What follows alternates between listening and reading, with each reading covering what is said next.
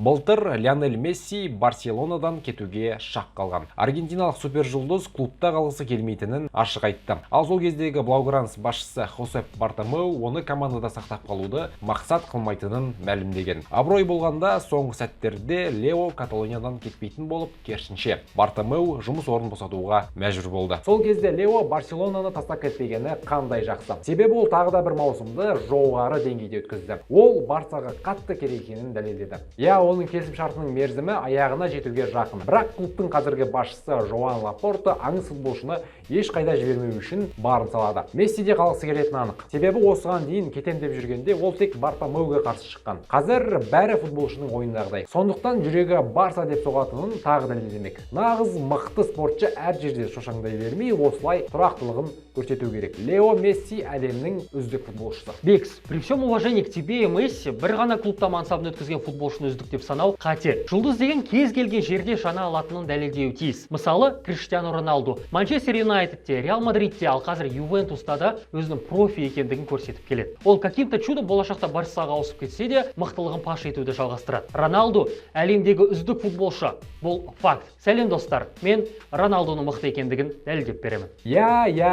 Басталды. Месси үздік десең болды, Роналду деп қақсап шығатындар не болса. Енді Месси ма, Ромба деп тағы спорт етеміз бі? Бірақ бұл жолы сен сияқты ананың машинасы қымбат, қыздар әдемірек деп отырмаймыз. Таза футболшы ретінде қараймыз. Кім мықты деп спорт етіп үлгеріп қалайық. Болмаса 1-2 жылда қос алыптың дәуірі бітетіні рас. Кейін Килиан Мбаппе немесе Эрлинг Холланд деп таласып бастаймыз. Месси мен Роналду қартайды. Ал біз әлі кім мықты екенін нақты анықтап біле алмадық. Мен Криштиану әлемдегі үздік футболшы екенін фактімен дәлелдеп беремін. Ронды мықты дейтіндер лайк басып, маған қолдау білдіреді деп сенемін. Былай істейік, бізге дейін де, бізден кейін де Месси не Роналду деп таласатындар көп болады. Сондықтан өткен кеткенде емес, нақты осы маусымдағы футболшылардың өнерін алайық. Сонымен 2020-2021 жылғы маусымда кім мықты болды? Бірге анықтаймыз. Бұл Флорентино Перес Хилтон бағдарламасының екінші шығарылымы. Лайк, подписка болса, кеттік. Флорентино Перес!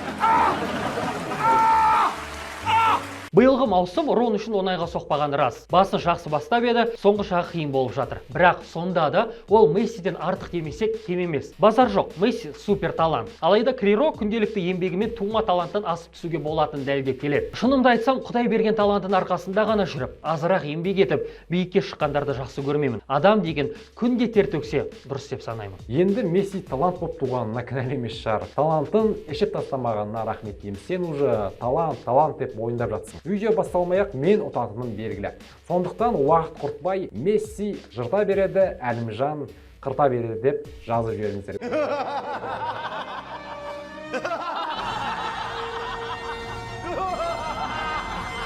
Өткенде Суперлига жайлы түсіргенде мені қолдағандарға рахмет. Бірақ санап қарасақ, Әлімжанның жағында болғандар сәл көбірек екен. 20 мың ұтылып қалдым. Мойындаймын, бірақ осы жолы қарымта қайтарып аламын. Әлімжан, міне 20 мың теңгеңді Каспийге лақтырдың. Бірақ сен оны құртып қойма.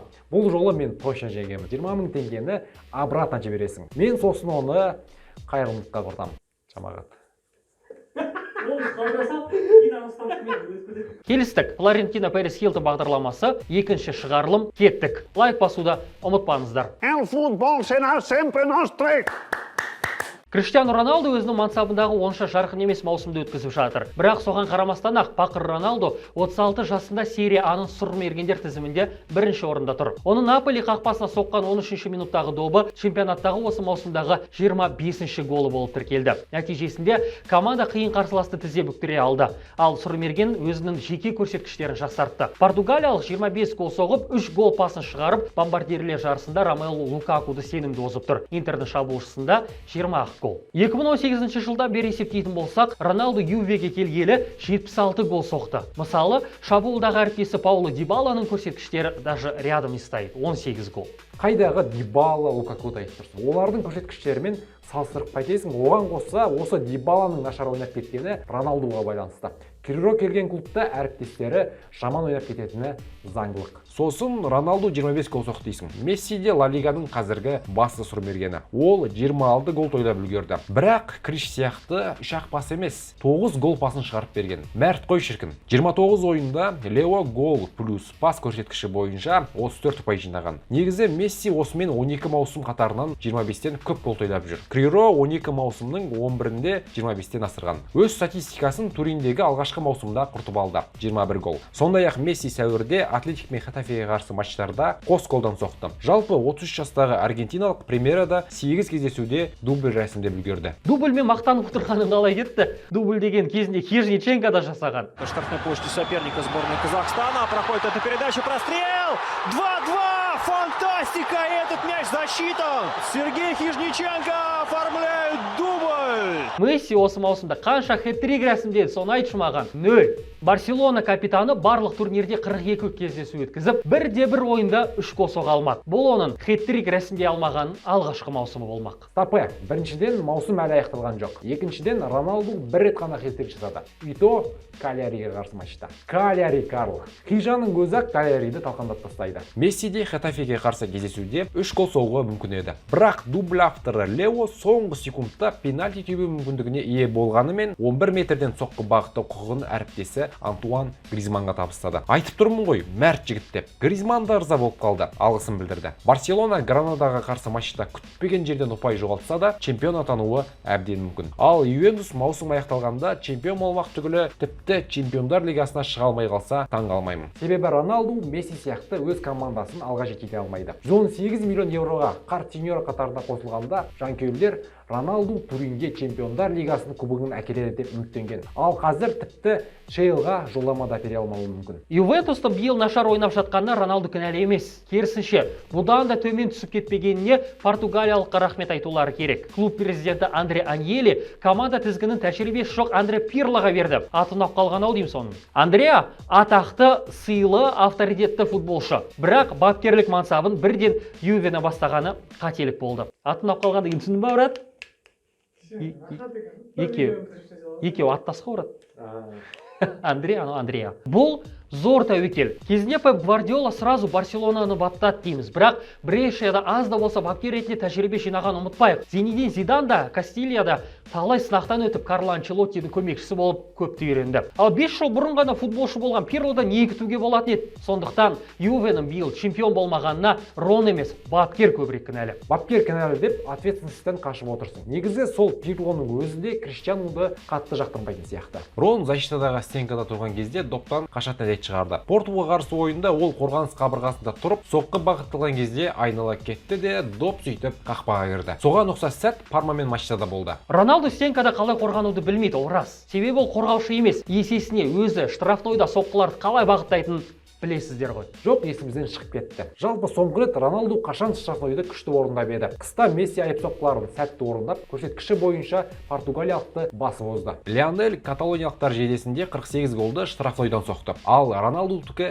біреуге аз. Сосын бәріне Пирло кінәлі деп жатсың, Пирло кетсе орнына Массимилиано Алегри келуі мүмкін. Ал ол командада Роналду, Рабио мен Ремзиді көргісі келмейді. Алегри де Ронның заманы біткенін мойындап отыр. Ал Мессидің бапкермен қатынасы жақсы.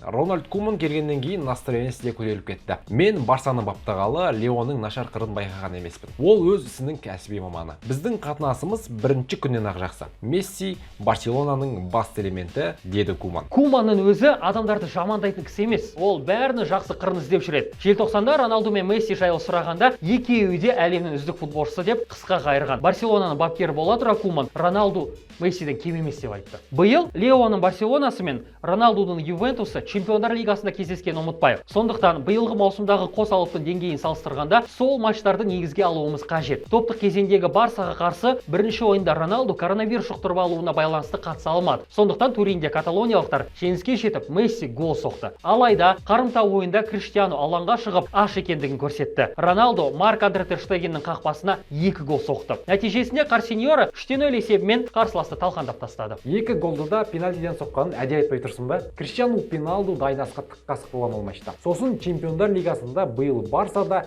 Ювентуста 1-8 финалда ұшып кетті. Бірақ Барсаның қарсыласы ПСЖ болған, ал италиялықтар Портудан жеңілді. Порту, прикинь. Это позорище. Ал ПСЖ Манчестер Ситиден бірінші ойында жеңілгенімен финалға шығу мүмкіндігін жоғалтқан жоқ. Айтпақшы, финалға Реал да шығуы мүмкін. Роналду кетсе де Реал Чемпиондар лигасында осал бола қоймады. Роналдусыз да таң атып, күн батып жүр. Вот именно. Ал Месси кетсе, Барса құлдырап қалуы әбден мүмкін. Месси де Барсасыз сандалып кететін сияқты. Ал Роналду клубтарды ауыстыра алады, жаңа вызов тастай алады. Бұл оның зор плюсы. Ертең Юведен басқа клубқа кетеді де әлемдегі нөмірі 1 болып қала береді. Саған по факту келтіріп тұрса да айтқаннан қайтпайтын бәрі екенсің. Бұл жолы точно 20 мың теңге ұтыласың. Лишь бы спорт ету керек деп оттай беруді қашан қоясың. Құрметті көрермендер, Роналду биыл өз мансабындағы әлсіз кезді өткізіп жатқаны рас. Бірақ Месси бұрыннан жақсы болды дей алмаймыз. Бекс неге осыны түсінбейді екен? Комментарийде Әлімжандікі дұрыс деп қолдау білдіріп кетіңіздерші. Сосын маған инстаға кіріп, биылғы Чемпиондар лигасында кім жеңіске жететінін жазып жіберіңіздерші. Маған тіркелген, сосын дәл тапқан 2 оқырманға әдеттегідей кола мен донердің ақшасын салып жіберемін. Әлімжан Асқар деп іздеп тауып, маған тіркеліп, ЧЛ-ді алатын команда атын жазыңыздар. Финалдан кейін жеңімпазды анықтап, өзгелерден ерте жазған 2 адамға обед дайын. Келесі кездескенше бүгінгі спорда мен жеңдім деп ойлаймын, және қолдау білдіруді ұмытпаңыздар. Сонымен достар, біздің кезекті шығарылымымыз аяқталды. Лайк басып, комментарий жазуды ұмытпаңыздар. Сонымен қатар каналға тіркеліп, колокольчикті басып қойыңыздар. Сіздермен бірге болған мен Бексұлтан Журавлев және де Әлімжан Балан. Сау болыңыздар.